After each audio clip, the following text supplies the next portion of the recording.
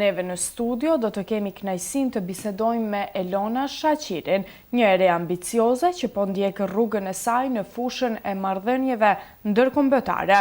Përmes përvojës së saj në një ambient diplomatik, ajo do të ndajë me ne sfidat, arritjet dhe mësimet më të vlefshme.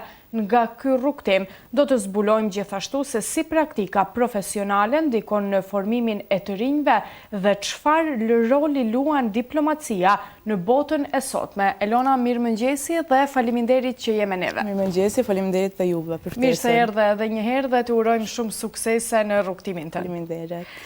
Elona, unë të prezantova ashtu se ne çfarë do të kemi të bashkëbisedojmë në këto momente, por më trego pak për rrugtimin tuaj akademik dhe pse zgjodhe marrëdhëniet ndërkombëtare.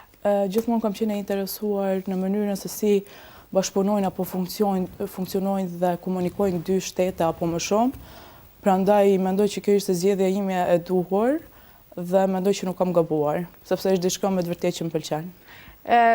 Si erdhi mundësia për një praktik në ambasadë dhe çfarë ju motivoi ta pranoni, sepse kjo është diçka që e bukur edhe një eksperiencë e re, si të erdhi mundësia, na trego pak.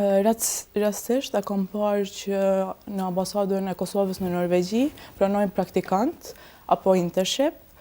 E pava, dërgova emailin, CV-n dhe të gjithë të dhënat, pas asaj më erdhi emaili për intervistë dhe pas asaj përgjigja ishte pozitive. Si ishte kjo përvoja ytja atje?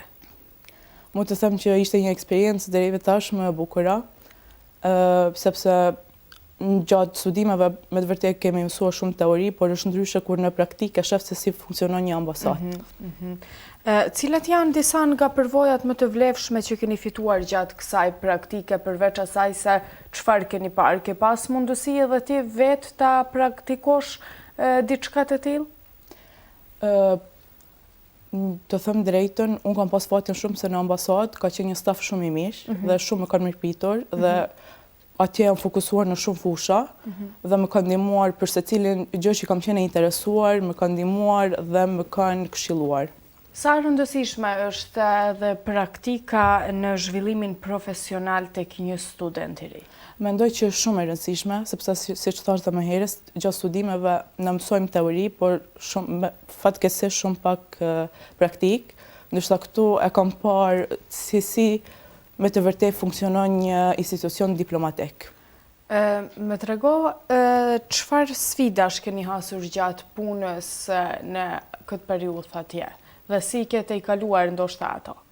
Sfida më e madhe ishte të jem pranë njerëzve aq profesionist dhe mendoja që nuk mund të arrija të kryej detyrat e mia, por për fat të mirë të gjithë shkojnë mbar dhe të them kjo sfidë u kry me sukses. Çfarë roli luan diplomacia në lidhjen e kulturave dhe vendeve të ndryshme, sepse ti më tregove që në fillim të kësaj bisede të pëlqen edhe ke pasur interes që të shohësh se si janë marrëdhëniet mes dy vendeve apo dy shteteve. Sa arrite ta zbatosh apo ta zbërthesh këtë në një mënyrë? Gjatë praktikës kam parë kemi pas organizime të ndryshme nga ambasada. Gjithashtu gjatë se kam qenë atje ka qenë dhe festimi i pavarësisë së Kosovës, organizimi i madh që ka qenë për ambasadën. Gjithashtu kemi pas dhe organizime të ndryshme dhe vetë ambasadorja dhe takimet me përfaqësuesit e shteteve të tjerë. Mendoj që ajo ka treguar se çfarë diplomacia është në të vërtetë, domethënë është një urë që lidh për bashkëpunimin dhe mirëkuptimin mes shteteve dhe ndërmjet kulturave të ndryshme. Më tregove që ke qenë edhe kur ka qenë edhe pavarësia e Kosovës. Më trego si ishte ajo përgatitje, kishte diçka të veçantë?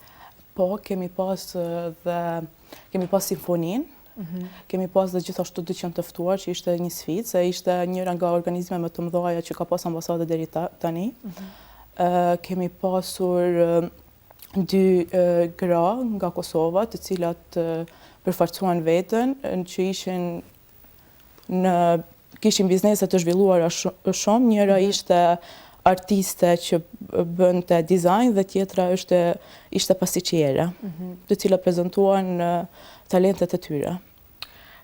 Cilat janë ndoshta edhe ato synimet tuaja për të ardhmen në fushën e marrëdhënieve ndërkombëtare? Ti më tregove që e ke pasur një muaj e ca ditë këtë praktik atje dhe patjetër është një eksperiencë e bukur që të shohësh se si funksionon kjo gjë, por çfarë dhe ku mund ta shohim Elonën në të ardhmen? Mendoj që në të ardhmen me dëshirën time normal dhe ëndrrën time kam qejf të jem të punoj në marrëdhënie ndërkombëtare, në organizata ndërkombëtare apo në ambasada. Çfarë këshilla do t'ju jepje të rinjve që kanë dëshirë të merren me dhe ta ndjekin këtë drejtim? Do t'ja jepja që të mësojnë sa më shumë gjuhë të huaja, të punojnë sa më shumë dhe të ndjekin praktika të tilla që janë jashtë shtetit, sepse me të vërtetë ndihmojnë shumë në mënyrën e profesionalizmit. Sa ka qenë kjo e vështirë për ty të hysh në një rrugtim tënd dhe të ndihmojnë shumë gjuhë të huaja me që po më tregon që duhet Po, të ndihmojnë praktikohet? shumë ndihmojnë sidomos gjuha angleze e shpimare. Çfarë ju pëlqen më shumë nga puna në ambasadë? Mund të them është punë interesante dhe për mua nuk ka pas problem. Mendoj se të gjitha punët apo detyrat i kryj me gjithë qejf, i kam kryer. A ka ndonjë moment të veçantë gjatë këtij muaji që ke qëndruar atje dhe ke parë se si drejtohet, si punohet, cili ka qenë ai moment më i bukur që të ka mbetur ty në mendje? Mendoj që organizimi i pavarësisë ka qenë me të vërtetë një event shumë i bukur. Me çfarë u morre ti më tepër atë? Kontakti me stafin e ambasadave të tjera, sepse unë kam kryer listën e musafirëve dhe gjithashtu kontakti atë natë me ambasadorë të ndryshëm. Sa ka qenë kjo e vështirë për ty, sepse ti një e re në këtë fushë dhe në një qytet të tjetër që s'është i yti, të njohësh njerëz sa të kanë ndihmuar ndoshta edhe të tjerë që ta bësh këtë listë dhe t'i mirëpresësh. Për fatin e mirë, të gjithë njerëzit mua më kanë befasuar për thjeshtësinë e tyre dhe mënyrën se si ata janë të përkushtuar ndërmjet të rive. Ke mbetur tashmë në ndonjë kontakt me ta dhe pse ndoshta nuk do të jesh pjesë e tyre? Do t'jem në kontakt, sidomos me stafin që kam punu të ambasadës. Jo më së larti se dje fitova dhe thirrje nga një kolegja dhe besoj që do të jemi në kontakt gjatë gjithë kohës.